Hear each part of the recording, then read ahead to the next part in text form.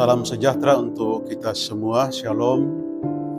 Bapak Ibu Saudara-saudara yang kekasih dalam Tuhan kita Yesus Kristus, sebelum kita akan membaca dan merenungkan firman Tuhan, mari kita memohon kekuatan dari Tuhan dalam doa. Mari kita berdoa. Hormat, kemuliaan, sembah syukur hanyalah kami persembahkan bagimu, ya Tuhan Allah Tritunggal, Bapa, Anak, dan Roh Kudus, yang terus menyertai dan memberkati kami semua.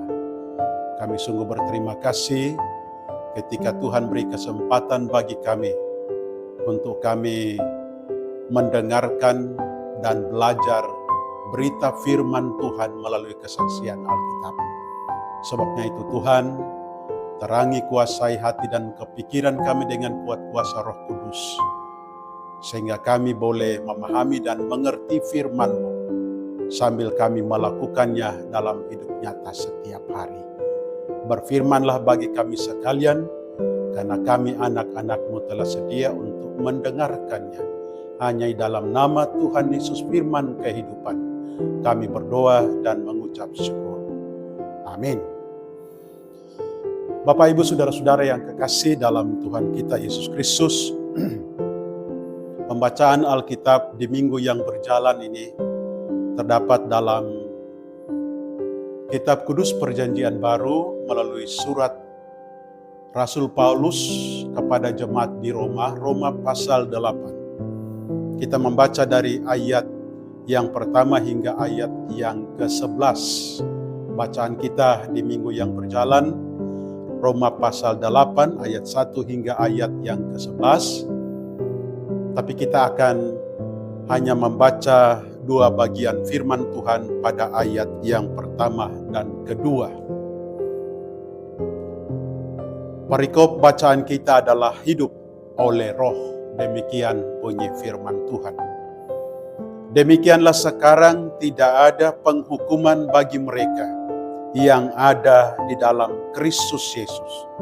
Roh yang memberi hidup telah memerdekakan kamu dalam Kristus dari hukum dosa dan hukum maut. Bapak, Ibu, Saudara-saudara yang kekasih dalam Tuhan kita Yesus Kristus, demikian nas Alkitab yang menjadi dasar perenungan kita di saat ini. Surat Roma adalah tulisan dari Rasul Paulus sendiri, dan ini ditulis sekitar tahun 55 Masehi.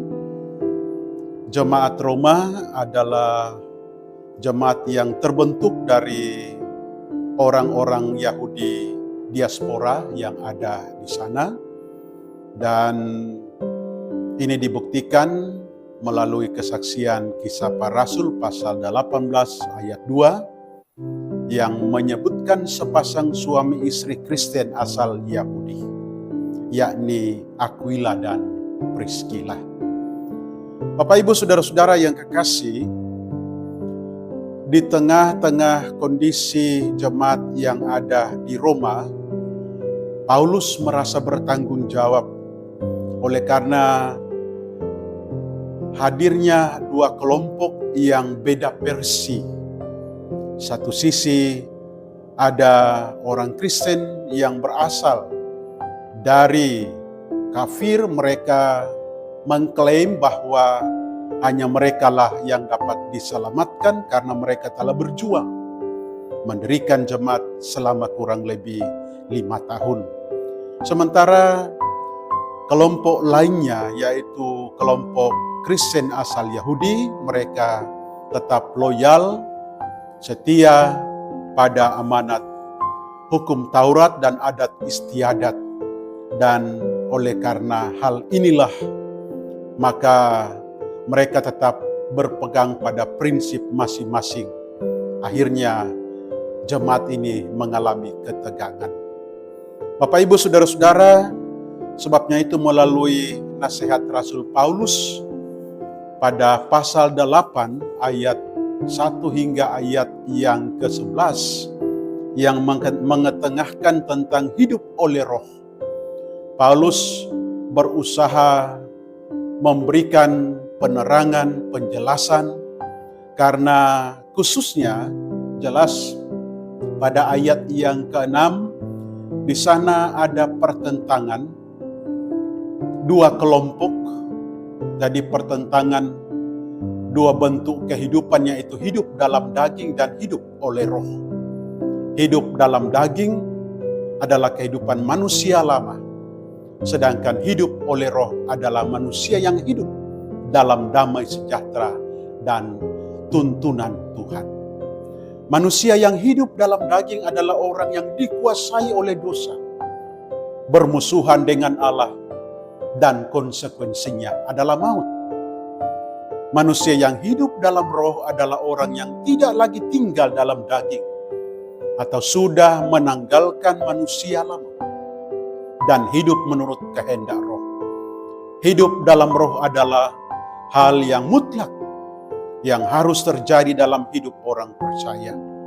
Ia harus keluar dari kehidupan lama dan mengenakan hidup yang baru, yaitu hidup dalam kekudusan.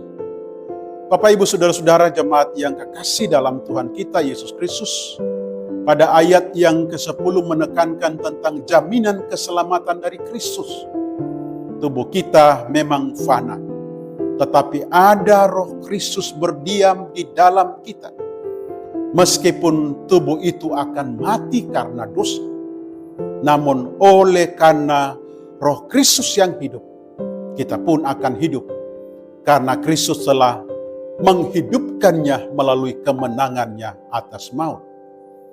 Tubuh memang mati, yakni keadaan manusia lama kita yang harus mati karena dosa, tetapi ia akan hidup karena kebangkitan Kristus. Kehadiran roh dalam diri kita merupakan jaminan bahwa kita pun akan dibangkitkan olehnya. Artinya oleh kebangkitan Kristus, kita menerima kehidupan baru, yaitu kehidupan kekal di dalam Kristus Yesus. Bapak, Ibu, Saudara-saudara yang kekasih dalam Tuhan kita Yesus Kristus, kita sebagai umat Tuhan yang telah diselamatkan, tentunya berbicara tentang hidup dalam roh, artinya hidup menurut kehendak dan kemauan Tuhan. Sementara hidup dalam daging adalah hidup berdasarkan keinginan diri sendiri, bahkan segala hal yang bertentangan dengan kehendak Kristus. Umat yang percaya telah mengalami, telah merasakan bagaimana penyertaan kasih sayang Allah yang dinyatakan dalam kehidupan kita. Melalui bacaan kita di saat ini pun mengingatkan kepada kita bahwa sebagai orang yang telah diselamatkan oleh Allah dalam Kristus Yesus, yang terus berkarya melalui kuasa Roh Kudus, maka baiklah hidup kita, hidup yang berpadanan dengan Injil. Hidup yang dapat menunjukkan di mana kita memiliki Roh Allah yang terus memberikan semangat, Roh Allah yang selalu membuat hidup kita selalu ada nilai dan ada harganya. Untuk itu, saudara-saudara yang kekasih, biarlah kita mengakhiri kehidupan yang diwarnai dengan keinginan-keinginan daging, keinginan-keinginan yang tidak sesuai dengan kehendak Tuhan. Dan biarlah kita berusaha dan berjuang sehingga kita dapat menghadirkan Kristus dalam perjalanan kehidupan kita. Tantangan memang banyak, persoalan silih berganti, tapi yakinlah Roh Allah yang ada dalam kita terus memampukan kita sehingga kita adalah orang-orang pemenang. Yakinlah bahwa Allah di dalam Yesus Kristus tidak hanya memenangkan kita dari dosa, tapi Ia pun memberikan kekuatan, kemampuan kepada kita umatnya, sehingga kita dapat menang melawan dosa. Biarlah umat Tuhan semakin terus diperbaharui, sehingga hidup kita adalah hidup yang mencerminkan kasih Kristus, di mana hidup oleh karena Roh Allah yang berdiam, bertata dan mengarahkan kehidupan kita.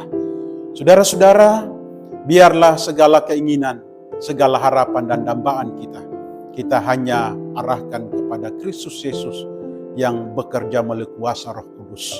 Berbicara tentang Roh Kudus, itu berbicara juga tentang Yesus Kristus, dan berbicara tentang Yesus Kristus, itu berbicara tentang Allah itu sendiri.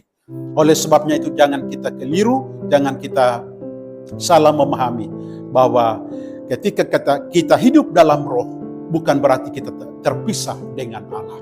Ketika kita hidup dalam roh, itu berarti kita melakukan segala kehendak dan kemauan Tuhan.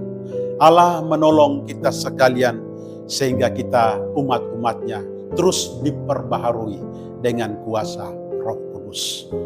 Amin. Kepada jemaat sekalian, saudara-saudara yang sempat mendengar siaran ini, dimohon mari kita dukung bersama channel ini Suara Germita, agar kita semua mendapatkan informasi seputar pelayanan dan sinode Germita dengan like, follow up, dan subscribe. Tuhan menolong kita. Germita selalu di hati. Amin.